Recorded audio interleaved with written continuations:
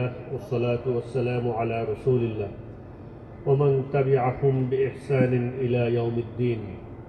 قال الله تعالى في كلامه المجيد: يا أيها الذين آمنوا اتقوا الله حق تقاته ولا تموتن إلا وأنتم مسلمون.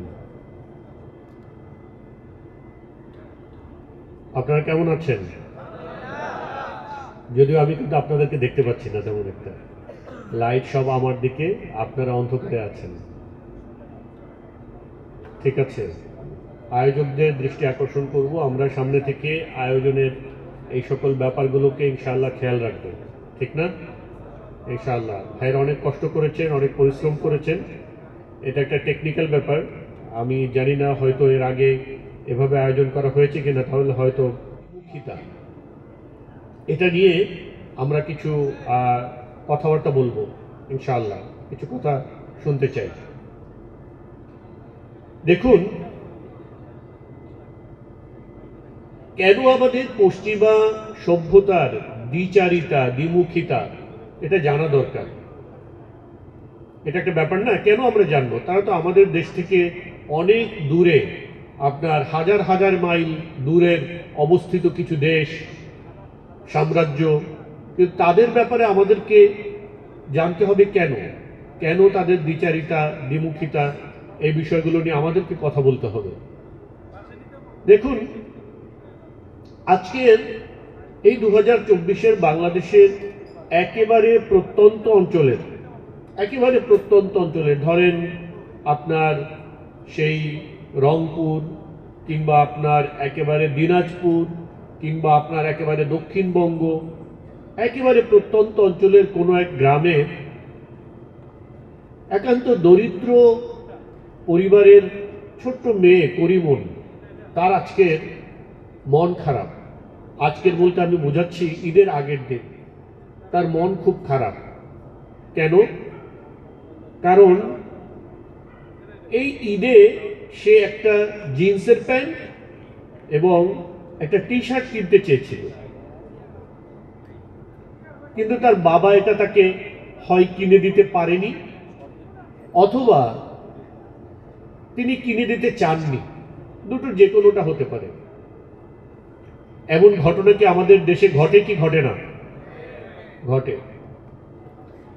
কিংবা নিম্ন মধ্যবিত্ত পরিবারের যে ছেলেটা এখন মাত্র ইন্টারমিডিয়েট পাশ করছে, সে সামনে কি সাবজেক্ট নিবে, এগুলো যখন তার সামনে আসছে, তখন তার সামনে ইসলামিক স্টাডিজ নামেও একটা সাবজেক্ট আসছে, কিন্তু এটাকে সে অত্যন্ত অবহেলিত, এটা কোনো কাজে আসবে না জীবনে, এটা পড়লে না খেয়ে মরা লাগবে, কোনো জব নাই, কিছু নাই, এমন একটা সাবজেক্ট হিসাবে কনসিডার করছে।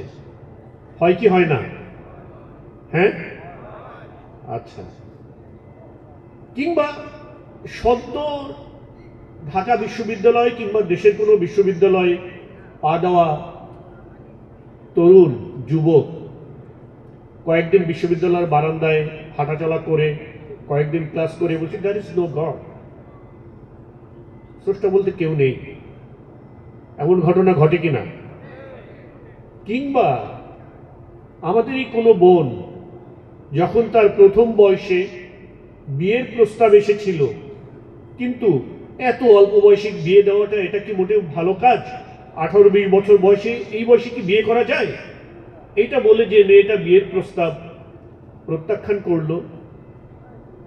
যে মেয়েটা 25-এ যখন পাত্র খুঁজছে বাজারে, বিয়ের বাজারে, তখন পাত্র পাওয়া একটু ডিফিকাল্ট হয়ে গেছে, এবং এভাবে গড়াতে গড়াতে বয়স যখন 30 ক্রস করে 31 কিংবা 32-এ পড়েছে, তখন যখন লোকেরা জিজ্ঞেস করছে কি মা তোমার বিয়ে শাদীর অবস্থা কি, বলতেছে যে জিনের নজর লাগছে, জিন বিয়ে আটকায় রেখেছে, বিয়ে হচ্ছে না। এমন ঘটনা আছে কি নাই? এই যে ছোট ছোট ঘটনা আমাদের একেবারে প্রত্যন্ত অঞ্চল থেকে নিয়ে শুরু করে আমাদের এই বাংলাদেশের মানুষের জীবনে ঘটছে, এই সব কিছুর সাথে আজকের এই পাশ্চাত্য, আজকের এই পশ্চিমা বিশ্ব, তাদের চিন্তা, তাদের দর্শন, তাদের সাম্রাজ্য, সব কিছু একটা গভীর সূক্ষ্ম সম্পর্ক আছে। যে করিমন জিন্স আর গেঞ্জি না ক্রয় করতে পারার কারণে তার ঈদের আগের দিন কান্না পাচ্ছে, ঈদটাকেই তার মাটি মনে হচ্ছে, তার মাথায় জিন্স এবং গেঞ্জির যে আভিজাত্য, এটা কে প্রবেশ করিয়েছে?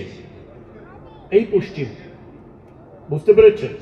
সুতরাং আমরা যদি আমাদের এই প্রবলেমগুলোকে ডিল করতে চাই, তাহলে আমাদেরকে পশ্চিমকে কি করতে হবে? জানতে হবে তাদের দর্শন, তাদের চিন্তা, তারা কিভাবে ভাবে এবং তারা কিভাবে আমাদেরকে প্রভাবিত করে এবং তারা কোথায় দ্বিচারিতা করে, দ্বিমুখিতা করে, তারা তাদের বক্তব্যে এবং কাজে আসলে কি এক, আসলে কি সৎ নাকি অসৎ, এই বিষয়গুলো সম্পর্কে যদি আমরা না জানি, ধারণা না রাখি, তাহলে আমরা এই দাজ্জালীয় অসভ্যতাকে আমরা ডিল করতে পারবো না। এই দাজ্জালীয় অসভ্যতাকে আমরা ডিল করতে পারবো না। পশ্চিমা যে বর্তমান সভ্যতা, এই সভ্যতা হলো একটা সেকুলার সভ্যতা, তাই না? বর্তমান যে পশ্চিমা সভ্যতা, এটার মূল ভিত্তি হলো সেকুলারিজম। আপনারা জানেন যে খ্রিস্ট ধর্মের সাথে জ্ঞান বিজ্ঞানের যে সংঘাত, এবং এই সংঘাত পরবর্তী পরিস্থিতিতে তাদের ডেট এক্সপায়ার্ড রিলিজিয়ন খ্রিস্টানিটিকে বর্জন করার মধ্য দিয়ে গোটা ইউরোপের এবং পশ্চিমের সেকুলারিজমের দিকে যে পা বাড়ানো, এখন এটা চূড়ান্ত অবস্থার দিকে আছে এবং চূড়ান্ত অবস্থার দিকে উঠে আলহামদুলিল্লাহ বিগত সময়ে, রিসেন্ট টাইমে, বিগত 20 বছর 30 বছরের সময় যদি আপনি ধরেন, তাহলে পশ্চিমা সভ্যতার অধপতন বা পতন, অধপতন এবং পতন উভয়টাই আলহামদুলিল্লাহ কি হয়েছে? শুরু হয়েছে। তো পশ্চিমা সভ্যতার দ্বিমুখিতা, এটা আসলে ব্যাপারটা কি? তারা কেন দ্বিমুখী হয় কিংবা তাদেরকে কেন দ্বিমুখী হতে হয়? এর মূল কারণটা কি? তারা কি ইচ্ছে করেই দ্বিমুখী হয়? তারা যে কথায় এবং কাজে অমিল, ব্যাপারটা কি ইচ্ছে করেই করে যে আমি আমার কাজে এবং কথায় কোনো মিল রাখবো না, এভাবেই করে? কেন করে তারা? এই বিষয়টা আমরা একটু বোঝার চেষ্টা করতে পারি। যে কথা আমি আগে বলেছি যে পশ্চিমা সভ্যতার মূল যে ব্যাপার, সেটা হলো সেকুলারিজম বা বস্তুবাদ, যার মূল কথা হলো স্রষ্টাকে অস্বীকার করা, স্রষ্টাকে অস্বীকার করা। এই যে ব্যাপারটা, এর মধ্যেই আপনার দ্বিমুখিতার, দ্বিচারিতার বীজ বিদ্যমান আছে। কারণটা কি? কারণটা হলো মূলত কোনো মানুষের পক্ষে মানে সচেতনভাবে, সম্পূর্ণরূপে স্রষ্টাকে অস্বীকার করা, উইদাউট হ্যাভিং এনি ডাউট, কোন রকম সন্দেহ সংশয়ের ঊর্ধ্বে উঠে অ্যাবসলিউটলি এই বিশ্বাস করা যে স্রষ্টা বলতে কেউ নাই, এটা আসলে কোনো মানুষের পক্ষে সম্ভব না। কোনো মানুষের পক্ষে এটা সম্ভব না। তাহলে সে কেন সেকুলার হতে চায়? আচ্ছা, সম্ভব না কেন? এটা এমন একটা ব্যাপার, এটা যদি আপনি একটা বাচ্চাকে বলেন যে তোমার এই চকলেটটা, একটা বাচ্চাকে একটা চকলেট দিয়ে যদি বলেন যে বলো তো আমি চকলেটটা কোথায় পেয়েছি, তাহলে সে কি বলবে? তুমি দোকান থেকে কিনে এনেছো, তাই না? আচ্ছা, যদি জিজ্ঞেস করে দোকানে কোত্থেকে এসছে, বলে দোকানে যারা উৎপাদক তারা দিয়ে গেছে। Very normal answer. একটা চকলেটের ব্যাপারেও যদি একটা বাচ্চাকে প্রশ্ন করেন এবং যদি বাচ্চাকে আপনি বলেন যে দেখো আমি চকলেটটা কোথাও থেকে আনিনি কিনে, এই চকলেটটা এমনি এমনি প্রস্তুত হয়ে গেছে, হঠাৎ করে হাতে দেখলাম আমার চকলেটটা, এবং আমি চকলেটটা তোমাকে দিলাম। একটা অবুঝ শিশুকেও আপনি একটা চকলেটকে কোনো কিছু না থেকে অস্তিত্বে এমনি এমনি এসেছে এটা আপনি বিশ্বাস করাতে পারবেন না। তাহলে এই গোটা বিশ্বজগৎ, এই চন্দ্র, সূর্য, গ্রহ, নক্ষত্র, আকাশ বাতাস, গাছপালা, নদী নালা, পাহাড় পর্বত, এই হাজারো রকম মখলুক, এই আপনি এবং আমি, এই আমাদের সৃষ্টির পরতে পরতে যত জটিল এবং কঠিন যে ক্যালকুলেশন, যে সায়েন্স, যে আবিষ্কার করতে মানুষ শুধু আবিষ্কার করছে আর করছে, অনেক কিছুই মানুষের এখনো কি অজানা। এই গোটা বিশ্বজগৎ এমনিতে এসেছে, ফ্রম এমনি এমনি হয়েছে, নো ওয়ান ইজ ক্রিয়েটেড ইট। এইটা অ্যাকচুয়ালি কোনো সুস্থ মানুষকে বিশ্বাস করানো কখনো সম্ভব না। কারণ তারা অস্বীকার করে কেন? দেখেন, মূলত মানুষ যেটা অস্বীকার করে সেটা হলো আল্লাহ তাআলা যে বিধিবিধান দিয়েছে মানুষকে মানতে, মূলত মানুষ আল্লাহর বিধিবিধানগুলোকে অস্বীকার করতে চায়। সেটা নফসের পূজা করতে চায় এবং আল্লাহর হুকুমকে অমান্য করতে চায়। আল্লাহর হুকুমকে কি করতে চায়? অমান্য করতে চায়। এই অমান্য করার এক এক সময় এক একটা রিজন আসে।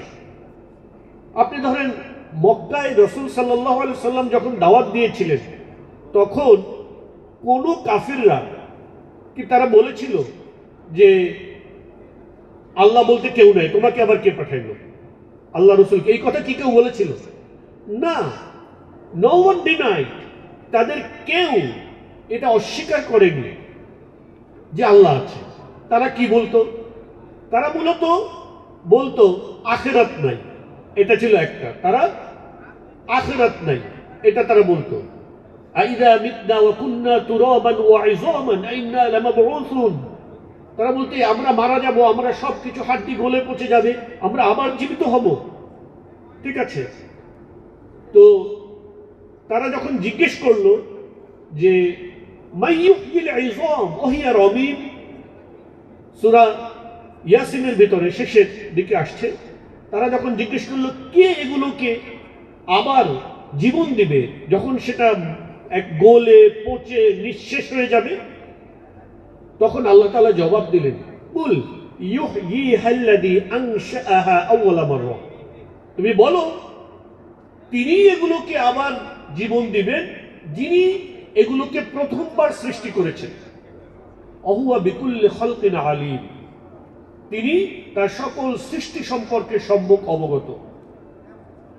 আল্লাযী জাআলা লাকুম মিনাশ শাজারিল আখদারি নারান ফাইযা আনতুম মিনহু তুকিদুন। তিনি সৃষ্টি করবেন আবার যিনি তোমাদেরকে সবুজ গাছ থেকে আগুন সৃষ্টি করে দেখিয়েছে এবং তোমরা তা প্রজ্বলিত করো। আওয়ালাইসাল্লাযী খালাকাস সামাওয়াতি ওয়াল আরদ বিকাদিরিন আলা আন ইয়াখলুকা মিসলাহু। তিনি প্রশ্ন করছেন, এই আসমান জমিন যিনি প্রথমবার সৃষ্টি করেছেন, তিনি কি তদনুরূপ তার মতন আরেকবার সৃষ্টি করতে পারবেন না? যে কোনো জিনিস সৃষ্টি করা প্রথমবার কঠিন না দ্বিতীয়বার কঠিন? প্রথমবার কঠিন। যদি কঠিনের প্রশ্ন হয়, আল্লাহ তাআলার সাথে কঠিনের কোনো প্রশ্ন নাই। ঠিক আছে, তাহলে আল্লাহ তাআলা তাদেরকে জবাব দিয়েছেন। আবু জেহেল কোনো নাস্তিক ছিল না। আবু জেহেল কোনো নাস্তিক ছিল না। মক্কার কোনো কাফির মুশরিকরা নাস্তিক ছিল না। তারা আল্লাহ রসুলকে প্রশ্ন করত যে আর কাউকে আল্লাহ পেলেন না, তোমাকে কেন পাঠাইলেন? তোমাকে কেন নবী বানিয়ে পাঠালেন? তুমি প্রমাণ করো, এটা করো, সেটা করো, এরকম নানা প্রশ্ন করতেন। কিন্তু আপনি কোন মক্কার কাফিরকে এই প্রশ্ন করতে শুনবেন না যে আল্লাহ বলতে তো কেউ নাই, তোমাকে আবার কে পাঠিয়েছে। এ কথা কোথাও নাই। তার মানে none of them was agnostic, none of them was atheist. তাদের কেউ নাস্তিক ছিল না, কিন্তু তারা কোনো না কোনো কজ বের করেছিল আল্লাহ রসুলের কথা না মানার জন্য। কারণ মূলত তারা তাদের নফসের কি করবে, পূজা করবে। এই জন্য আল্লাহ তাআলা বলছেন, আরাইতা মান ইত্তাখাযা ইলাহাহু হাওয়া, তুমি কি দেখেছো তাকে যে তার নফসকে, কুপ্রবৃত্তিকে ইলাহ বানিয়ে নিয়েছে। তাহলে আমরা দেখতে পাই যে তারা এগুলোকে অস্বীকার করত না। সো যুগের বিবর্তনে, সময়ের আবর্তনে আমরা যে সময় এসেছি, এখানে এসে আমরা দেখতে পাই একদল মানুষ কি করে, বলে আল্লাহকে, স্রষ্টাকে অস্বীকার করে। এটা হলো মূলত এই আধুনিক যুগের আল্লাহর হুকুমকে অস্বীকার করার একটা নতুন বাহানা। মূলত ডিপ ইন দেয়ার হার্ট এটাকে তারা অস্বীকার করতে পারে না। যেহেতু তারা দেখছে, আপনি যদি বলেন, আপনি যদি স্বীকার করেন একজনকে যে উনি আমার পিতা, এটা যদি আপনি মেনে নেন, এরপরে কিন্তু আপনি নৈতিকভাবে আর এই জায়গাতে থাকেন না যে তার কথা আমি মানব না। ওয়ান্স ইউ অ্যাকসেপ্ট যে উনি আমার পিতা, তাহলে এবার যদি আপনার পিতা আপনাকে বলছেন যে যাও তো বাজারে, যাও, বাজারে গিয়ে 1 কেজি আপেল কিনে নিয়ে আসো, ঠিক আছে, এখন আপনি এটা অস্বীকার করতে চান, আপনি বাজারে যেতে চান না এবং এই আপেল কিনে এনে দিতে চান না। এখন আপনি মানে আধুনিক রূপ, যেমন আপনি তো আমার বাপি না, আপনি আমাকে অর্ডার দিচ্ছেন কোন হিসেবে। তার মানে হলো যে আপনি মেনে নিচ্ছেন যে আপনি যদি পিতা হন তাহলে আপনার অর্ডার দেওয়ার কি আছে, রাইট আছে। তো যখন আপনি স্রষ্টাকে কি করবেন, মেনে নেবেন যে স্রষ্টা আছে এবং তিনি আপনাকে সৃষ্টি করেছেন, তখন আপনি মূলত নৈতিকভাবে বাধ্য হয়ে যান যে আপনি তো তার কথা মেনে নিতে বাধ্য, ঠিক আছে।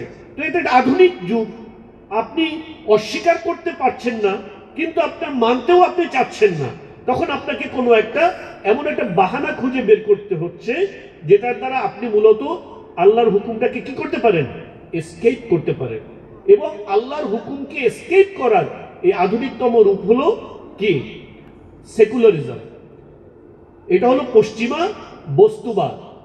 তাহলে আপনি দেখেন যে পশ্চিমাদের যে দ্বিমুখিতা, এই দ্বিমুখিতার বীজ তাদের বিশ্বাসের ভিতরেই রোপণ করা আছে। তাদের পক্ষে কোনো অবস্থাতেই সৎ হওয়া এটা সম্ভব না, কারণ সে তো নিজের সাথেই সৎ না, সে তার নিজের হৃদয়ের সাথে সৎ না। সে নিজের হৃদয়কে এই উত্তর দিতে পারবে না, তুমি বলো তো কোনো সৃষ্টিকর্তা ছাড়া আমি এমনি এমনি হয়েছি, এই আমার এই এত বিশ্বজগতের এত কিছু এমনি এমনি হয়েছে, এইটা মূলত সে নিজেকে কি করতে পারে না, বুঝ দিতে পারে না। সো এ কারণে আমরা দেখতে পাই যে তাদের দ্বিমুখিতা তাদের বিশ্বাসের ভিতরেই নিহিত, তাদের বিশ্বাসের ভিতরেই নিহিত। দেখেন, মানুষকে যদি আপনি শাসন করতে চান তাহলে আপনার একটা নৈতিক বয়ান লাগবে। খেয়াল করুন, আপনাকে একটা নৈতিক বয়ান লাগবে। একটা নৈতিক বয়ান ছাড়া আপনি তো মানুষকে শাসন করতে পারবেন না। আপনি দেখবেন একটা ট্রান্সেন্ডেন্সি থাকে, মানে হলো আপনার একটা সুপার ন্যাচারাল ইভেন্ট, এরকম কোনো কিছু ছাড়া আপনি কখনো মানুষকে আনুগত্য পরায়ণ করতে পারবেন না। আপনি কোনো কিছুকে অতি প্রাকৃতিক, পবিত্র, মর্যাদাবান, সম্মানিত, হলিস্টিক এমন কোনো অ্যাপ্রোচ ছাড়া আপনি মানুষকে এই আহ্বান করতে পারবেন না যে আপনি এটাকে মানেন। আপনি দেখবেন যে বলা হয় পবিত্র সংবিধান, বলা হয় না আমাদের দেশে?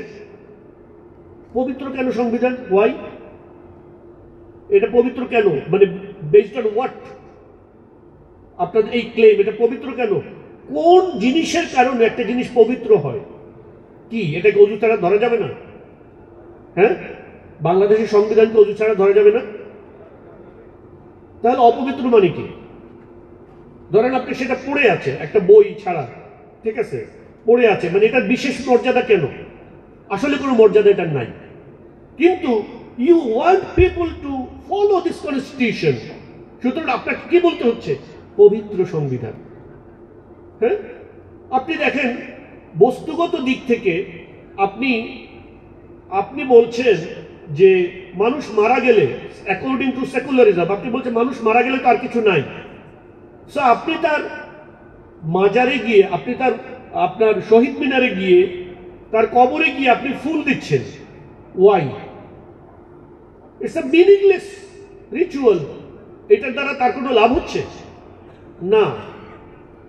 আপনি দেখবেন যে জাতীয় সঙ্গীত গাওয়ার সময় দাঁড়িয়ে যাওয়া হয়, তাই না? এটা সম্মান দেওয়া হয়। এখানে একটা পবিত্র, আপনি একটা সালাত, এই যে কিয়াম, এটা হলো মুসলমানদের কিয়াম হলো সালাতের অন্তর্ভুক্ত। কিয়াম কি? সালাতের অন্তর্ভুক্ত সম্মান। আপনি জাতীয় সঙ্গীতের সময় দাঁড়ান, তাও কিয়াম করতেছেন। নামাজের একটা শর্ত কি? কিয়াম করা নামাজের একটা শর্ত না? তাহলে এটা একটা ইবাদত। আপনি যখন এটার জন্য দাঁড়াচ্ছেন, ওটাও একটা ইবাদত। তার মানে হলো এই যে আল্লাহর সম্মানে যে দাঁড়ান আপনি আল্লাহর হুকুমে, এটার ভিতরে একটা হলিস্টিক, এটার ভিতরে একটা সুপার ন্যাচারাল কানেকশন আছে। আপনি সেই একই জিনিসকে ইনস্টল করছেন আপনার ন্যাশনালিজমের ভিতরে। সো মূলত আপনার ধর্মহীন জায়গা থেকে কোনো নৈতিকতার বয়ান তৈরি করা যায় না। ধর্মহীন জায়গা থেকে কোনো নৈতিকতার বয়ান তৈরি করা যায় না। কিন্তু আপনি যদি পৃথিবীকে শাসন করতে চান, তাহলে আপনার কোনো না কোনো নৈতিক বয়ান লাগবে। এটা ছাড়া কখনোই মানুষ আপনার আদর্শকে, আপনার বিশ্বাসকে, আপনার চিন্তাকে অনুসরণ করার কোনো উপাদান খুঁজে পাবে না। এবং মানুষ কখনো তার প্রতি আন্তরিক কোনো টাচ, কোনো ভালোবাসা, কোনো শ্রদ্ধাবোধ এটা ফিল করবে না। দেখেন, এখন আমি নৈতিক বয়ান তৈরি করব। নৈতিক বয়ান কে তৈরি করবে? আপনি একটু ভালো করে আমার কথা বুঝতে অসুবিধা হচ্ছে? আচ্ছা, এখন নৈতিক বয়ান যে আপনি তৈরি করবেন, নৈতিক বয়ান যদি আপনার তৈরি করতে হয়, তাহলে কে তৈরি করবে এই বয়ান? তাহলে এমন একজন সত্তা লাগবে যে সত্তা অমুখাপেক্ষী। আপনাকে যে নির্দেশ দেওয়া হবে মানতে, এই নির্দেশ এবং আপনাকে যে বিধিবিধান দেওয়া হবে অনুসরণ করতে, এই বিধিবিধানের মধ্যে যিনি দিবেন তার কোনো স্বার্থ থাকতে পারবে না। তার কোনো স্বার্থ থাকতে পারবে না। আপনি যদি মনে করেন, আমি যদি বলি যে ফর এক্সাম্পল, এই যে মাত্র আমি বললাম লাইটটা আপনাদের দিকে ফিরিয়ে দেওয়া হোক, লাইটটা যদি আপনাদের দিকে ফিরিয়ে দেওয়া হয়, তাহলে কাদের চোখে পড়বে লাইটটা? আপনাদের চোখে পড়বে, রাইট? তাহলে আপনাদের কি হবে? অসুবিধা হবে। আচ্ছা, লাইটটা এখন আমার চোখে পড়ছে, আমি এটা মেনে নিচ্ছি, কারণ এটা ছাড়া ওনারা একটা ভিডিও রেকর্ড করতেছে, এটা করা যাবে না লাইটটা ছাড়া, রাইট? তাহলে এখন দেখেন, যদি ব্যাপারটা এমন হতো যে আমি লাইটটা ঘুরিয়ে দেওয়ার নির্দেশ দিলাম, অন্য আমার কথাটা মেনে নিলেন, তাহলে অসুবিধা হবে আরেকজনের, রাইট? তার মানে হলো আমার লাইটে অসুবিধা হচ্ছে, এখানে আমার একটা কি আছে? স্বার্থ আছে, ঠিক কিনা? এমন ভাবে যখনই আপনি আইন রচনা করবেন, বিধান রচনা করবেন, তখন আইন রচয়িতা ও বিধান রচয়িতা শ্রেণীর একটা কি থাকে? স্বার্থ থাকে। এখন যদি আপনাকে আইনটা এমন হতে হয়, বিধানটা এমন হতে হয় যেখানে সকল মানুষের স্বার্থ আপনার নিরপেক্ষভাবে নিশ্চিত করা হবে এবং কোনো শ্রেণীকে প্রাধান্য দেওয়া হবে না, কোনো শ্রেণীকে আপনার এমন কোনো সুবিধা দেওয়া হবে না অন্যকে বঞ্চিত করে, তাহলে এমন সত্তা লাগবে একজন যিনি গনি, যিনি অমুখাপেক্ষী এই পৃথিবীর কোনো কিছু থেকে। বুঝতে পেরেছেন? এই যে সত্তা, যখন পশ্চিমারা এবং সেকুলারিজম এই স্রষ্টাকে অস্বীকার করেছে, ধর্মকে অস্বীকার করেছে, তখন তারা সেই সত্তাকে হারিয়ে ফেলেছে। যিনি ন্যারেটিভ দিবেন, যিনি বয়ান দিবেন, যিনি আইন দিবেন, যিনি বিধান দিবেন, তাকে তারা হারিয়ে ফেলেছে। এমন কেউ নাই। এখন যখন তারা সেই স্থান দখল করছে, আইন কানুন তৈরি করছে, তখন তারা আইন কানুনগুলো এমন ভাবে তৈরি করছে যেন তাদের স্বার্থ অক্ষুণ্ণ থাকে, বজায় থাকে। এটা আপনারা আন্তর্জাতিক যত আইন দেখবেন যে আইনগুলো এমন ভাবে করা হবে যেন তাদের স্বার্থ কি থাকে? বজায় থাকে। গোটা পৃথিবী থেকে ধন সম্পদ অর্থের একটা প্রবাহ আপনার উন্নত দেশের দিকে কি করা হবে, আপনার জারি করা হবে। আপনি আপনার এই বাজারের একটা এটিএম বুথ থেকে 500 বা 1000 টাকা তুলবেন, এইটার একটা ইম্প্যাক্ট পশ্চিমের কাছে যাবে। 1 পয়সা হলেও এর দ্বারা তারা বেনিফিটেড হবে, বুঝতে পেরেছেন? 10 পয়সা হলেও তারা বেনিফিটেড হবে। আপনি আপনার দেশের যত আইন কানুন, অনেক চুক্তি আছে তাদের সাথে, কোনো না কোনোভাবে তারা লাভবান হবে। এইভাবেই তারা তাদের স্বার্থগুলো বজায় রাখে। আপনি আন্তর্জাতিক পরিমণ্ডল থেকে বাদ দিয়ে যদি আপনি আপনার নিজের দেশে আসেন, তাহলেও দেখতে পাবেন যে যারা আইন রচনা করে, আপনি যখন আপনার কিছু ব্যাপার আছে, ধরেন আওয়ামী লীগ যখন ক্ষমতায় থাকে, কিছু ব্যাপার আছে যে তারা শুধু তাদের স্বার্থ বজায় রাখে। যখন অন্য কোনো দল ক্ষমতায় থাকে, কিছু আইন তারা করার চেষ্টা করে যেটার দ্বারা শুধু তাদের স্বার্থ বজায় থাকে। আবার এমন কিছু আইন আছে যে আইনগুলো রচনার সময় তারা দেখে যে আইদার আমরা থাকবো, না হয় ওরা থাকবে, তো যারাই থাকুক আমাদের এই ক্ষমতাসীনদের স্বার্থ যেন সবসময় বজায় থাকে, এ ব্যাপারে তাদের কোনো দ্বিমত নাই। একটা সিম্পল আর ছোট্ট উদাহরণ, শুল্কমুক্ত গাড়ি আমদানি করার সুবিধা সংসদ সদস্যদের, আপনারা জানেন? হ্যাঁ, আপনারা কি কখনো শুনছেন আওয়ামী লীগ বিএনপির এত মারামারি, এত গ্যাঞ্জাম ফাসাদ? কখনো শুনছেন যে শুল্কমুক্ত গাড়ি আমদানি নিয়ে দুই দল বলছে যে না আমরা এটা চাই না? সংসদ সদস্যদের মধ্যে এ নিয়ে কোনো মারামারি শুনছেন? না। কারণ কি? কারণ হলো এটা তাদের স্বার্থ। এই যে যারা ল মেকার, এই ল মেকারদের স্বার্থ এটার মধ্যে আছে, সুতরাং এ ব্যাপারে তাদের মধ্যে কোনো দ্বিমত নেই। তাহলে আমরা বুঝতে পারলাম যে পশ্চিমাদের শাসন করা লাগবে, অথচ শাসন পশ্চিমাদের এই পৃথিবীকে শাসন করতে হবে। সেকুলাররা এই পৃথিবীকে শাসন করতে চায়, কিন্তু শাসন করার জন্য যে আইন প্রণয়ন করতে হবে, আইন প্রণয়ন করার জন্য যে সুপারন্যাচারাল ক্ষমতা লাগবে, যে হলিস্টিক পারপাস লাগবে, এইগুলোকে অ্যাসিওর করার জন্য যে স্রষ্টার অস্তিত্ব দরকার, এটাকে যখন তারা অস্বীকার করেছে, তখন তাদের কাছে এমন কোনো কিছু নাই, পবিত্র বলতে কিছু নাই। কিন্তু শাসন করার জন্য যেহেতু পবিত্র কিছু দরকার, তখন তারা নিজেরা এমন কিছু বানানোর চেষ্টা করছে যেটাকে মনে হয় পবিত্র, কিন্তু বাস্তবে সেগুলো পবিত্র নয়। এখানে এসে তাদের মধ্যে যে দ্বিমুখিতার উৎপাদন হয়েছে, এটা তাদের বাকি সকল নিয়ম নীতি, আচার আচরণ, আইন কানুন, চিন্তা ভাবনা সব কিছুকে প্রভাবিত করছে। এখন তারা সব কিছুতে দ্বিমুখী মৌলিকভাবে। এই দ্বিমুখিতা আমরা ফান্ডামেন্টালি বুঝলাম যে কেন এটা হয়। এখন আমরা এখান থেকে কিছু উদাহরণ দেখব। আমরা কিছু উদাহরণ দেখার চেষ্টা করব, যেখানে আমরা বুঝতে পারবো যে আসলে তারা কেমন দ্বিমুখী। তাদের দ্বিমুখিতার একটা বড়, পশ্চিমা যে বয়ান, তারা যে বয়ান দিয়ে পৃথিবী শাসন করে, তার সবচেয়ে বড় বয়ানটা কি বলেন তো? কি বলে বেড়ায় তারা সবসময়? হ্যাঁ, মানবাধিকার। কি বলে তারা? হিউম্যান রাইটস, মানবাধিকার। তারা, এটা হলো তাদের একটা বয়ান। তারা বলতে চায় আমরা পৃথিবীকে শাসন করতে চাই এই জন্য যে আমরা হিউম্যান রাইটস, মানবাধিকার নিশ্চিত করতে চাই। সুতরাং আমাদের এই অধিকার আছে এই পৃথিবীকে কি করার? শাসন করার। ঠিক আছে, এখন আমরা দেখি যে মানবাধিকার রক্ষার কথা বলে তারা আসলে কি করে।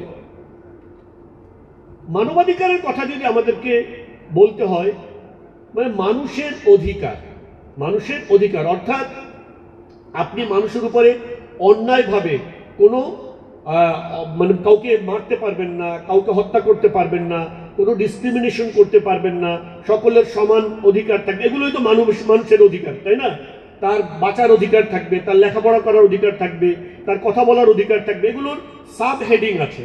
এই সব কিছুকে মৌলিক মোটা দাগে যে শব্দটা দ্বারা ব্যাখ্যা করা হয় সেটা হলো মানবাধিকার। আচ্ছা, আপনারা বলেন তো, আমরা কয়দিন আগে আমাদের ট্রাম্প, তাকে আমরা বলতে শুনেছি যে সে বাংলাদেশে হিন্দুদের নিরাপত্তা নিয়ে সে খুব দুশ্চিন্তাগ্রস্ত। আচ্ছা বলেন তো, এই সময়ে বাংলাদেশে কোনো হিন্দুকে হিন্দু হওয়ার কারণে আক্রমণ করা হয়েছে? না। এই বাংলাদেশে বিগত অভ্যুত্থান পরবর্তী সময়ে অনেক মানুষ আক্রান্ত হয়েছে। এরা কেউ হিন্দু হওয়ার কারণে হয় নাই, কেউ মুসলমান হওয়ার কারণে হয় নাই। এরা একমাত্র আক্রান্ত হয়েছে ফ্যাসিস্ট, খুনি এবং আওয়ামী লীগ হওয়ার কারণে। ঠিক কিনা? তাহলে এখানে তারা নানাভাবে নানা কার্ড খেলতে চেষ্টা করছে নানা সময়। কখনো বলছে আমরা হিন্দু, কখনো বলছে সনাতনী, কখনো বলছে এই, যা নানা কার্ড খেলতে চেষ্টা করছে। মূলত এই যে একটা ছেলের ভিডিও অনেক ভাইরাল হয়েছে, তারা বলে যে হিন্দুদের উপর আক্রমণ করা হয়েছে। তো দাবি, আমাদের দেশের প্রধানমন্ত্রী যাকে তাড়ানো হয়েছে, ওনার দাবিকৃত অবস্থা, উনি কি হিন্দু? উনি তো মুসলমান নামধারী নাকি? সে তো মুসলমানই দাবি করতো নিজেকে, তাই না? তাহলে তাকেও তো তাড়ানো হয়েছে, তাড়ানো হয় নাই? সাথে সাথে মুসলমান নামধারী যারা মুসলমান নিজেদেরকে দাবি করত, তাদেরকে তারা আক্রান্ত হয়েছে। এটা কি মুসলমান হওয়ার কারণে হয়েছে? না, তারা ফ্যাসিস্ট, খুনি, হত্যাকারী, গুমকারী, খুনকারী, এর সহযোগী হওয়ার কারণে তারা কি হয়েছে? আক্রান্ত হয়েছে। একজন মানুষও এই দেশে হিন্দু হওয়ার কারণে কি হয় না? আক্রান্ত হয় নাই। অথচ ট্রাম্প, সে বাংলাদেশে হিন্দুদের মানবাধিকার নিয়ে চিন্তিত।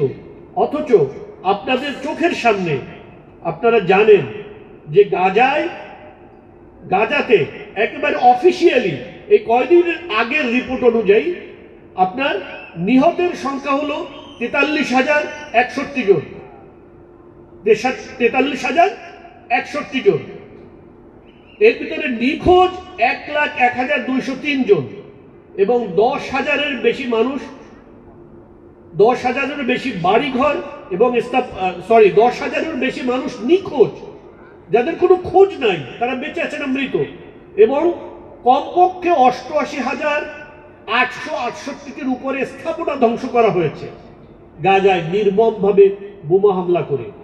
ট্রাম্প কি একবারও ইসরায়েলের এই নির্মম অত্যাচার, জুলুম, নির্যাতন, ধ্বংসযজ্ঞের নিন্দা জানিয়েছে? তাহলে আপনি বলেন, এই পশ্চিমারা, এদের লজ্জা শরম বলতে বিন্দুমাত্র যদি কিছু থাকতো, তাহলে অন্তত তারা এই কথা বলতো যে আমরা অন্তত একটু কি জানাই, নিন্দা জানাই। এই নিন্দা শব্দটুকু বলতো, তারা বলতে পারেনি। এত বড় নির্লজ্জ এই পশ্চিমা সভ্যতা। অথচ তারা এসে আমাদেরকে কিসের কথা শোনায়? মানবাধিকারের কথা শোনায়। আপনারা জানেন ইরাকে তারা 9 লাখের বেশি, ইরাকে তারা 17 লক্ষের বেশি মুসলিমদেরকে হত্যা করেছে। তাদের কোনো অপরাধ ছিল না। আপনার 9/11-এর পরে তারা 25 লক্ষের উপরে মুসলিমকে তারা হত্যা করেছে। আফগানিস্তানে এবং আরো অন্যান্য জায়গাতে, সোমালিয়াতে, বিভিন্ন জায়গাতে অসংখ্য মুসলিমদেরকে তারা হত্যা করেছে নির্বিচার বোম্বিং করে। অথচ তারা বাংলাদেশের, যেখানে একজন মানুষও, তার নিরপরাধ মানুষ এখানে আক্রান্ত হয় নাই বলে আমি বিশ্বাস করি। ব্যতিক্রম কোনো বিচ্ছিন্ন ঘটনা থাকতে পারে, কিন্তু মেইনস্ট্রিম ভাবে কোনো হিন্দু হওয়ার কারণে আক্রান্ত হয়নি। তারা হিন্দুদেরকে নিয়ে চিন্তিত। এর মতন দ্বিমুখী এবং নির্লজ্জ আর কিছু হয় বলেন আপনারা? হয় না। আচ্ছা, এরপরে আপনারা দেখেন, আমি সংক্ষেপে কিছু কথা বলে শেষের দিকে যাই। তাদের আরেকটা বয়ান, তারা বলে যে তারা পৃথিবীতে কি প্রতিষ্ঠা করতে চায় বলেন তো? না, আরেকটা কথা, শান্তি কথা বলে তারা পৃথিবীতে গণতন্ত্র প্রতিষ্ঠা করতে চায়। কি প্রতিষ্ঠা করতে চায়? গণতন্ত্র। গণতন্ত্র এমনিতে তো বোঝেন, এটা হলো জনগণের তন্ত্র, এইটার মাধ্যমে মূলত প্রত্যেকটা মানুষকে মাবুদ বানানো হয়, প্রত্যেকটা মানুষকে মাবুদ বানানো হয়। এবং যেহেতু এত মাবুদ একসাথে মিলে তো আপনারা ক্ষমতা চর্চা করতে পারবেন না। এই জন্য ক্ষমতা চর্চা করার জন্য আপনার কি করা হয়, সব মাবুদ মিলে আপনার 300 আসন থেকে 300 মাবুদকে বানানো হয়। এরপরে এই 300 মাবুদ একত্রিত হয়ে তারপরে তারা কি করে, আপনাদের জন্য আইন বানায়। এটা হলো মূলত মানে ডেমোক্রাটোস যেটা বলা হয়, গণ মাবুদ, যেখানে মানুষকেই মূলত মাবুদ বানানো হয়। প্রত্যেকটা মানুষই চূড়ান্ত। যেহেতু আপনি স্রষ্টাকে অস্বীকার করেছেন, তাহলে স্রষ্টাকে যদি আপনি উপরে না রাখেন, তাহলে পৃথিবীতে যত সৃষ্টি আছে তার ভিতরে শ্রেষ্ঠ কে? মানুষ। তাহলে এখন মানুষই আপনার মাবুদ, মানুষকে ছাড়া আপনি কাউকে মাবুদ বানাতে পারবেন না। সো এই ডেমোক্রেসি হলো তাদের একটা আদর্শের কথা তারা বলে, এই ডেমোক্রেসিকে তারা সারা পৃথিবীতে কায়েম করতে চায়। অথচ আপনারা দেখেন মধ্যপ্রাচ্যে আমেরিকানদের মিত্র আছে না, আপনার সৌদি আরবের মিত্রকে আমেরিকা মিত্র না? সৌদি আরব, মিশর, লেবানন, জর্ডান, এই সকল দেশের সাথে তাদের মিত্রতা আছে না? এবং এর প্রায় সব দেশে তাদের ঘাঁটি আছে। কি আছে? সামরিক ঘাঁটি আছে। এবং এগুলো ব্যবহার করে বিভিন্ন জায়গায় মুসলিমদের উপরে কি করা হয়? আক্রমণ করা হয়। তাহলে এইসব দেশে তো তারা তো বলে সারা পৃথিবীতে গণতন্ত্র প্রতিষ্ঠা করতে চায়। তাহলে অগণতান্ত্রিক এই দেশগুলোকে তো তারা বর্জন করার কথা ছিল, সেখানে তাদের যাওয়ারও কথা ছিল না, তাই না? কিন্তু তারা সেখানে যায় এবং তাদের সাথে মিত্রতা রাখে। আপনি যদি এর আরো আগে যদি দেখেন, কিউবার সাথে এখন তাদের সম্পর্ক নাই। সেখানে আপনার যে বাতিস্তা ছিল 1952 থেকে 1958, ইরাকের ইভেন সাদ্দাম হুসেন, তার সাথে যে লাস্ট তাকে অস্ট করার আগে এর সাথে কিন্তু দীর্ঘদিন সাদ্দাম সে একনায়ক হওয়া সত্ত্বেও আমেরিকার সাথে কিন্তু তার মিত্রতা ছিল। ইভেন লিবিয়ার মুয়াম্মার গাদ্দাফি, তার সাথেও তাদের কি ছিল? মিত্রতা ছিল।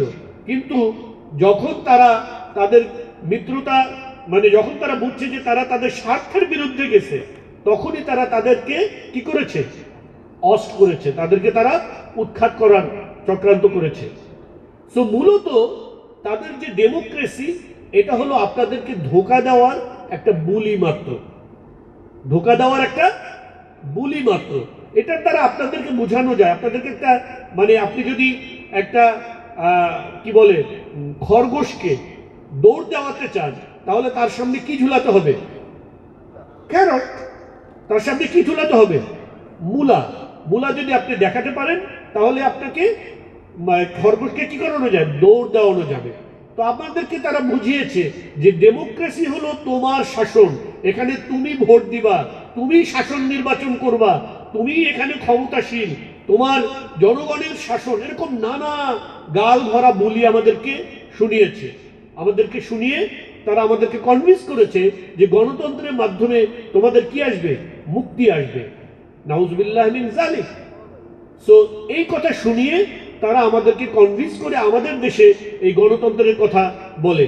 আবার দেখেন, এইটার মাধ্যমে যখন তাদের পছন্দের সরকার ক্ষমতায় না আসে, তখন কিন্তু তারা আবার নানা রকম চক্রান্ত করে কি করে? তাদেরকে উচ্ছেদ করে। কখনো সামরিক অভ্যুত্থান করে, কখনো আপনার মিশরে ক্ষমতা এসেছিলেন মোহাম্মদ মুরসি রাহিমাহুল্লাহ, মনে আছে আপনাদের? সেখানে তিনি কিসের মাধ্যমে? কিন্তু গণতান্ত্রিক সিস্টেমে ক্ষমতা এসেছিলেন, কিন্তু তাকে সামরিক অভ্যুত্থানের মাধ্যমে যে আপনার বাহিনী তাকে উচ্ছেদ করেছে এবং হত্যা করেছে, এই আমেরিকা কি তাদেরকে সমর্থন করেছে না? করেছে।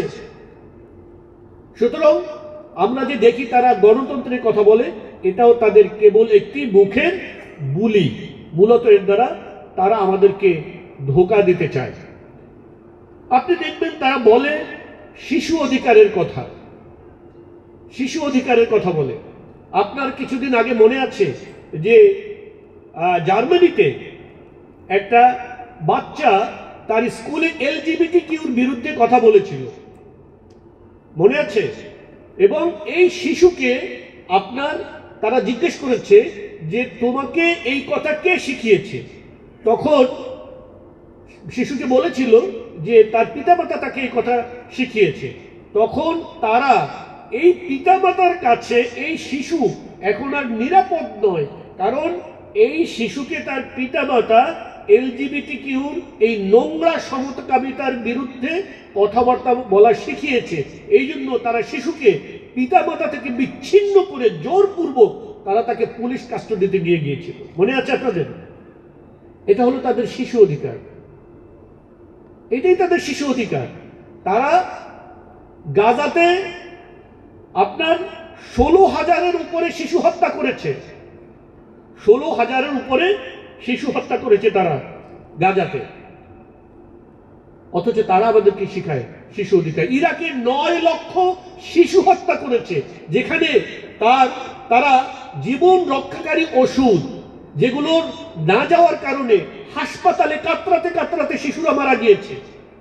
অথচ তারা সেই ওষুধগুলোকে তারা সেখানে এক্সপোর্ট করতে দেয়নি বিভিন্ন দেশকে।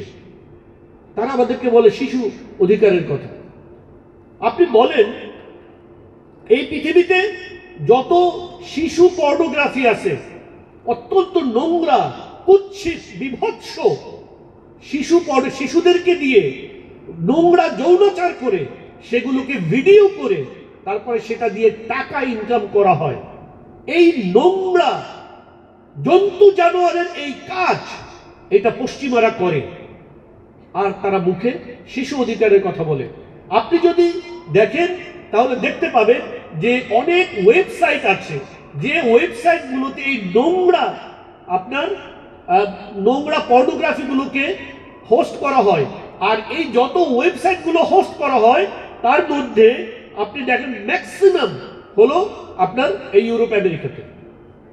যত শিশু পর্নোগ্রাফির সাইট আছে এর 52% সাইট নেদারল্যান্ড থেকে হোস্ট করা হয়েছে, 23% ওয়েবসাইট আমেরিকা থেকে হোস্ট করা হয়েছে, 7% ফ্রান্স থেকে হোস্ট করা হয়েছে, কানাডা থেকে 4% হোস্ট করা হয়েছে। তারা যদি চাইতো তাহলে এগুলোকে বন্ধ করে দিতে পারতো না? পারত, কিন্তু তারা দেয় নাই। তাদের শিশু অধিকার মানে হলো শিশুদেরকে নোংরা, নিকৃষ্ট, নির্লজ্জ যৌনাচারে বাধ্য করে তা ভিডিও করে সেটা বিক্রি করে টাকা উপার্জন করা। এটাই হলো পশ্চিমাদের শিশু অধিকার। আপনারা কি বুঝতে পারছেন? আপনাদের সামনে পশ্চিমাদের যে প্রতি যে মোহ, আপনাদের পশ্চিমাদের প্রতি যে আকুল আপনাদের ভালোবাসা, একটা একটা কি বলে উন্নত ভাব। আপনাদেরকে যদি জিজ্ঞেস করা হয় যে 5টা উন্নত দেশের নাম বলেন তো, তাহলে আপনারা কোন দেশগুলোর নাম বলবেন? হ্যাঁ, এদেরই নাম বলবেন। এই আমেরিকার নাম বলবেন, এই কানাডার নাম বলবেন, এই ফ্রান্সের নাম বলবেন, এই জার্মানির নাম বলবেন, এগুলোর নাম বলবেন। অথচ এরা হলো এই পৃথিবীতে এত নোংরা কাজের অর্থ যোগানদাতা এবং এত নোংরা কাজ করে অর্থ উপার্জন করে খায় এই দেশগুলো। অথচ আপনি উন্নত দেশের তালিকায় তাদেরকে রেখেছেন। এবার আমরা আসি তাদের আর এক গাল ভরা কথা, নারী অধিকার। তারা মুসলিম বিশ্বের অসংখ্য মানুষকে এই আপনার কি বলে এই ট্যাবলেট তারা গেলাতে সক্ষম হয়েছে যে পশ্চিমাদের কাছে কি আছে? নারী অধিকার আছে। আসলে নারী অধিকার কি তাদের কাছে? তাদের কাছে নারী অধিকার মানে হলো নারীকে উলঙ্গ করার অধিকার। তাদের কাছে নারী অধিকার মানে হলো উলঙ্গ হওয়ার অধিকার, কাপড় পরার অধিকার নয়। বুঝতে পেরেছেন? আপনারা জানেন যে নারীদের মনস্তাত্ত্বিকভাবে তারা এক্সপ্লয়েট করে ফেলেছে, তার নারীদের মনস্তত্ত্বকে তারা নষ্ট করে ফেলেছে। আপনি কিছু কথা আপনাদেরকে বলি, একটু হয়তো ডিটেইলিং হয়ে যাবে, কিন্তু তারপরেও আমাদের মা বোনেরা আছেন এখানে, আমি চাই তারাও কথাগুলো শুনুন। যে দেখুন, নারী এবং পুরুষ,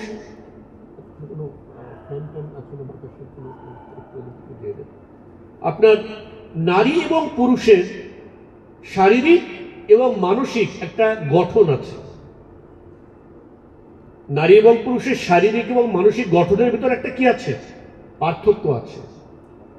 একজন পুরুষ সৃষ্টিগতভাবে আপনার মানে আপনি অনেকটা, আপনি যদি জৈবিক দিক থেকে চিন্তা করেন তাহলে পুরুষ কিছুটা সেক্স ওরিয়েন্টেড, আর নারী হলো মূলত আপনার ভালোবাসা, আবেগ, ঠিক আছে, টেকসই সম্পর্ক, ঠিক আছে, এরকম মানে আপনার সুকুমার বৃত্তিমূলক যে সকল মনোবৃত্তি আছে এগুলো হলো নারীর ভিতরে প্রবল থাকে।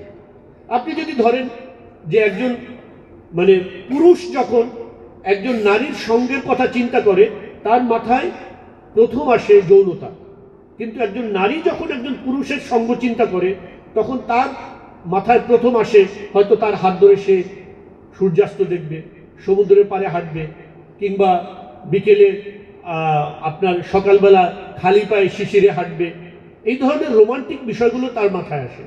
কিন্তু একজন পুরুষের মাথায় প্রথম যেটা হিট করে সেটা হলো যৌনতা। It is there psychology. যৌনতার দিক থেকে পুরুষরা হলো অ্যাগ্রেসিভ আর নারী হলো কনজারভেটিভ।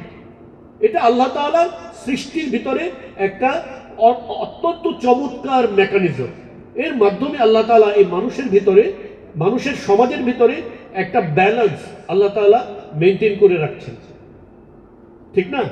আমরা আমাদের নারীদেরকে, আমাদের স্ত্রীদেরকে ঘরে রেখে, একা রেখে আমরা চাকরিতে চলে যাই, বাইরে চলে যাই। অনেক মানুষ দিনের পর দিন বাইরে থাকে, অনেক বছরের পর বছরও বাইরে থাকে। অধিকাংশ ক্ষেত্রে আমরা আমাদের স্ত্রীরা আপনার দুশ্চরিত্রা হবে, আমরা চলে গেলেই তারা অন্য কাউকে ঘরে ডেকে নিবে, এটা কিন্তু আমরা চিন্তাও করি না। সাধারণভাবে নারী এই ব্যাপারে এরকম কনজারভেটিভ, সম্মানিতা, তারা এরকম না, পুরুষের মতো না। পশ্চিমারা নারীকে ভোগ্যপণ্য বানানোর জন্য সর্বপ্রথম যে ষড়যন্ত্রটা করেছে সেটা হলো নারীকে মনস্তাত্ত্বিকভাবে পুরুষের মতন বানিয়ে ফেলা। পুরুষের ভিতরে যেরকম আপনার একটা পুরুষ একজন নারীর শরীরকে উপভোগ করতে পারে without having any mental relation with her. একটা পুরুষের ভিতরে পুরুষ এরকম যে সে একজন নারীর শরীরকে কেবল উপভোগ করতে পারে, তার সাথে তার কোনো আন্তরিক সম্পর্ক নাই, ভালোবাসাপূর্ণ কোনো সম্পর্ক নাই, হৃদ্যতাপূর্ণ কোনো সম্পর্ক নাই। কিন্তু একজন নারী কখনো একটা পুরুষের সাথে শারীরিক সম্পর্ককে উপভোগ করতে পারে না যদি সে তাকে ভালো না বাসে, যদি তার প্রতি তার একটা ইনক্লাইনেশন না থাকে, কিংবা একটা লিগাল বন্ডিং না থাকে, ঠিক আছে, অন্তত একটা লিগাল বন্ডিং না থাকে কমপক্ষে, এবং একটা টেকসই সম্পর্কের ব্যাপার না থাকে, এবং তার এই যৌন সম্পর্কের যে পরিণতি, তার যে সন্তান কিংবা গর্ভধারণ হওয়া, এইটার যদি নিশ্চয়তা না থাকে, সাধারণত একজন নারী কখনো এমন একটা যৌন সম্পর্ককে উদযাপন করতে কিংবা উপভোগ করতে পারে না। এইটা কে পারে? পুরুষ। কেবল নারী হলেই তার সে উদযাপন উপভোগ করতে পারে। নারীকে মনস্তাত্ত্বিকভাবে পুরুষ সুলভ মানসিকতায় রূপান্তর করে যেন নারীকে সহজে ভোগ্যপণ্যে রূপান্তর ভোগ করা যায়, এই জন্য তারা নারীর মনস্তত্ত্বকে কি করছে? বিকৃত করে দিচ্ছে। বিকৃত করে এখন একজন নারী ওইভাবে ভাবে যে একটা ছেলে যেরকম ভাবে যে তার একটা গার্লফ্রেন্ড, দুইটা গার্লফ্রেন্ড, অনেক মেয়েদের সাথে তার সম্পর্ক, মেয়েরাও এরকম নোংরা ভাবে ভাবা শুরু করেছে। এর কারণ হলো তাদের মনস্তাত্ত্বিক বিকৃতি ঘটে গেছে। সোসাইটির ভিতরে যে নারীদের ভিতরে একটা আপনার কনজারভেটিভ মেকানিজম ছিল, রক্ষণশীল ব্যাপার ছিল, যে তাকে সে সুরক্ষিত ছিল, তাকে কেউ চাইলেই পারবে না, তাকে কেউ চাইলেই ভোগ করতে পারবে না, কেউ চাইলেই তার কাছে যেতে পারবে না। তার নিজের তরফ থেকেই এই যে একটা সুরক্ষা ছিল, এটাকে তারা যে স্লোগানের মাধ্যমে আপনার প্রথম এবং প্রাথমিকভাবে নষ্ট করে দিয়েছে, সেটা হলো নারী অধিকার। এই নারী অধিকার বলতে মূলত তারা যে বিষয়গুলোকে সামনে নিয়ে আসবে, এটা আপনারা দেখবেন মূলত এটা হলো পুরুষের মতো হওয়ার অধিকার। নারী অধিকার মূলত কি? পুরুষের মতো হওয়ার অধিকার। এটা কি তারা নারীদের অধিকার হিসেবে বলে। আপনি দেখবেন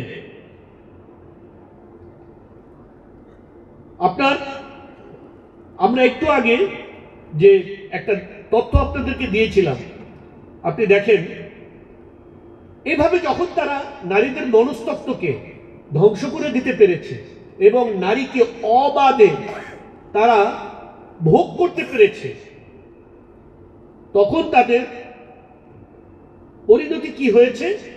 পরিণতি হয়েছে আপনি দেখেন, বিবাহ বহির্ভূত সম্পর্কের মধ্যে সন্তান উৎপাদন বেড়েছে, অবৈধ জারজ সন্তান। আমেরিকাতে 40% সন্তান জারজ, আমেরিকাতে 40% সন্তান জারজ, ইউকেতে 52% সন্তান জারজ, জার্মানিতে 33% সন্তান জারজ, ইটালিতে 33% সন্তান জারজ, ফ্রান্সে 62% সন্তান জারজ, বুলগেরিয়াতে 59%, সুইডেনে 55%, মেক্সিকোতে 70%, স্পেনে 47% সন্তান জারজ, যাদের পিতৃ পরিচয় নাই, তারা জানে না তার বাপকে। এখন বলেন তো, পুরুষ তো নারীকে পুরুষতাত্ত্বিক মনস্তত্ত্বতে এনে পুরুষ তাকে ভোগ করে তার গর্ভে সন্তান দিয়ে পুরুষ চম্পট। এবার সে অন্য কোনো ফুলে, পুরুষ ভ্রমর হয়ে অন্য কোনো ফুলে সে চলে গেছে মধু খেতে, অন্য কাউকে গর্ভবতী করতে। সন্তান এখন কার পেটে?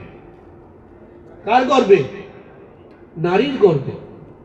এবার এই সন্তান গর্ভপাত ঘটানো, কিন্তু যদি সন্তান যখন জন্মগ্রহণ করবে তার বাপকে সে নাই, এই মা কি এই সন্তানকে ফেলে দিতে পারবে? পারে না। এই সন্তানকে তখন তারা একা কোলে পিঠে করে উপার্জন করে নানা কষ্ট ক্লেশ করে তাদেরকে মানুষ করতে হচ্ছে, এবং একা তাকে তার জীবন যুদ্ধে এগিয়ে যেতে হচ্ছে, এবং অত্যন্ত অনেক জায়গাতে মানবেতর জীবন যাপন তারা করছে। এই জীবন যাপন করার কারণে তারা রাষ্ট্র তখন এগিয়ে এসেছে, অসুবিধা নাই, তুমি জারজ সন্তান পেটে গর্ভধারণ করো, তোমার অসুবিধা নাই। তুমি লোন মাদার, কিউট টার্ম তারা আবিষ্কার করেছে। তুমি হলে লোন মাদার, তুমি একা মা, তোমার কোনো দুশ্চিন্তা নাই। তুমি জারজ সন্তান গর্ভে ধারণ করো, তোমার গর্ভে সন্তান দিয়ে পুরুষ ভেগে গেছে, তোমার কোনো দুশ্চিন্তা নাই। আমরা তোমার মাথার উপরে ছাদ এবং তোমার খাদ্য খাবারের ব্যবস্থা করব। রাষ্ট্র এগিয়ে আসে যেন তারা এই জারজ সন্তান উৎপাদন করতে ভয় না পায়। বুঝতে পেরেছি? এটা হলো তাদের নারী অধিকার। বুঝতে পেরেছি? আমরা কি পশ্চিমাদের দ্বিমুখিতা ধরতে পারছি? আমি যেসব তথ্য আপনাদের সামনে উপস্থাপন করেছি, এর প্রত্যেকটা তথ্য আপনার অনলাইনে অ্যাভেইলেবল, ওপেন সোর্স। আপনারা যে কেউ যাচাই করে দেখুন।